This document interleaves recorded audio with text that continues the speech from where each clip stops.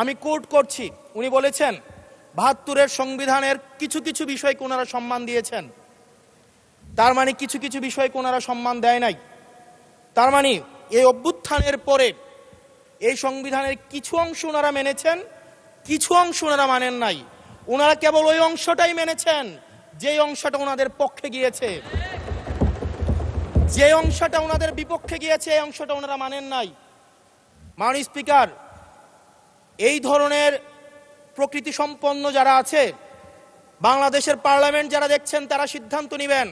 যারা কখনো কখনো কনফর্মিস্ট, যারা কখনো কখনো রিফর্মিস্ট, তারা মূলত হচ্ছে অপরচুনিস্ট।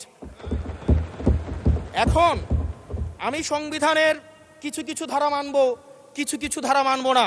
আমি কখনো কখনো সাংবিধানিক, কখনো কখনো আমি অসাংবিধানিক।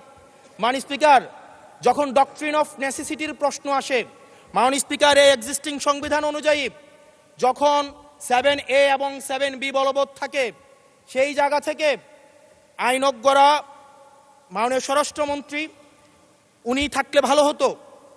ডক্ট্রিন অফ নেসেসিটি মাননীয় স্পিকার 48-এর 3 অনুযায়ী রাষ্ট্রপতি সুপ্রিম কোর্টের মাধ্যমে একটা এই 106-এর অ্যাডভাইজরি একটা রুল আছে মাননীয় স্পিকার।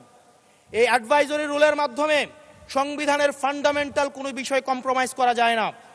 মাননীয় স্পিকার, যদি আমি এই সংবিধান মানি তাহলে এই অন্তর্বর্তীকালীন সরকারের বৈধতা প্রশ্নবিদ্ধ হয়। মাননীয় স্পিকার, মাননীয় স্পিকার, যদি এই সংবিধানকে আমি ধারণ করতে চাই, মেনে চলতে চাই, সেদিন 64 বিধি অনুযায়ী অ্যাটর্নি জেনারেল নিয়োগ দেওয়া হয়েছিল 6 আগস্ট। মাননীয় স্পিকার, এই সংসদে প্রশ্ন রাখতে চাই, তৎকালীন বর্তমান রাষ্ট্রপতি চুপ্পু, তখন বলা হয়েছে অ্যাটর্নি জেনারেল নিয়োগ দেওয়ার ক্ষেত্রে প্রধানমন্ত্রীর সাথে আলোচনা করতে হবে। সেদিন কোন প্রধানমন্ত্রীর সাথে আলোচনা করা হয়েছিল সেটা আমাদেরকে অ্যাটর্নি জেনারেল জানাবেন। আমাদেরকে অ্যাটর্নি জেনারেল জানাবেন যেই হিয়ারিংটা হয়েছিল এই হিয়ারিংয়ে উনি উপস্থিত ছিলেন কিনা। তখনকার সময়ের যিনি প্রধান বিচারপতি ছিলেন ওবায়দুল হক, তিনি তখন কোথায় ছিলেন, সেই রায়ের কপিটা আমরা দেখতে চাই। মাননীয় স্পিকার, মাননীয় স্পিকার, আপনি যখন বেগম জিয়াকে 6 আগস্ট সর্বপ্রথম ছাত্র জনতা যখন সিদ্ধান্ত নিয়েছিল আর এক মুহূর্ত বেগম জিয়াকে কারাগারে থাকতে দিবে না, বেগম জিয়াকে রাষ্ট্রপতির আদেশের মধ্য দিয়ে বেগম জিয়াকে সেদিনই হচ্ছে কারাগার থেকে যেই জুলুমের মধ্যে রাখা হয়েছিল সেটা থেকে ছাত্র জনতার রায়ের মধ্য দিয়ে সেখান থেকে বের করে আনা হয়েছিল। মাননীয় স্পিকার, যদি এই সংবিধানকে বাইবেল ধরে নেই, এই সংবিধানকে যদি গসপেল ধরে নেই, এই গসপেলের পুরোহিত অনুযায়ী যেভাবে ভ্যাটিকান সিটি চলে সেটা যদি আমরা ধরে নেই, তাহলে মাননীয় স্পিকার, সেদিন বেগম জিয়া জেল থেকে বের হতে পারেন না। মাননীয় স্পিকার, মাননীয় স্পিকার, সেদিন বেগম জিয়া জেল থেকে বের হয়েছিল অভ্যুত্থানের জনরায়ের ভিত্তিতে। মাননীয় স্পিকার, মাননীয় স্পিকার, আপনারা বলছেন আপনারা ঠিক সেই জায়গায় আপনারা সংবিধানকে আপনারা মানছেন যেই জায়গায় সংবিধান থেকে আপনারা বেনিফিটেড হবেন। মাননীয় স্পিকার, গ্রামের ভাষায় কথা আছে, বলতে চাই না, যে গাং পার হইলে মাঝি কোন দুলা ভাই। ছাত্ররা, আপনাদের নেতা কর্মীরা গত 17 বছর ধান খেতে ঘুমাইতে হয়েছে, ত্যাগ তিতিক্ষার মধ্য দিয়ে যেতে হয়েছে। মহাসচিব কান্না করে বলেছে তাদের নেতা কর্মীরা ঢাকায় এসে রিক্সা চালিয়ে জীবন নির্বাহ করত।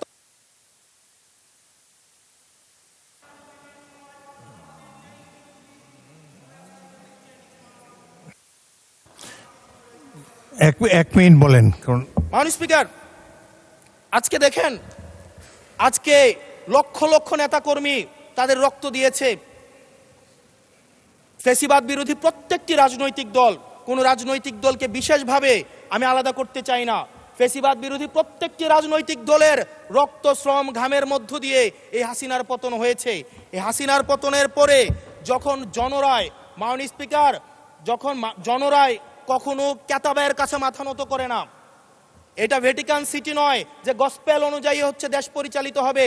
68% জনগণ তারা সিদ্ধান্ত জানিয়ে দিয়েছে এই সংবিধানের যেই বেসিক স্ট্রাকচারাল জায়গায় কোন জায়গাগুলোতে রিফরমেশন আনতে হবে। মাননীয় স্পিকার, মাননীয় স্পিকার, আন্দালিব রহমান পার্থ সাহেব বলেছেন যে অর্ডারে নাকি হচ্ছে সংবিধান সংস্কার পরিষদের গঠনটা নাই। উনি যদি একটু পরিশ্রম করতেন, জাস্ট একটা পাতা উল্টাইতেন, একটা পাতা পরেই বলা হয়েছে সংবিধান সংস্কার পরিষদ গঠন যদি জয়যুক্ত। ধন্যবাদ মাননীয় সদস্য, ধন্যবাদ।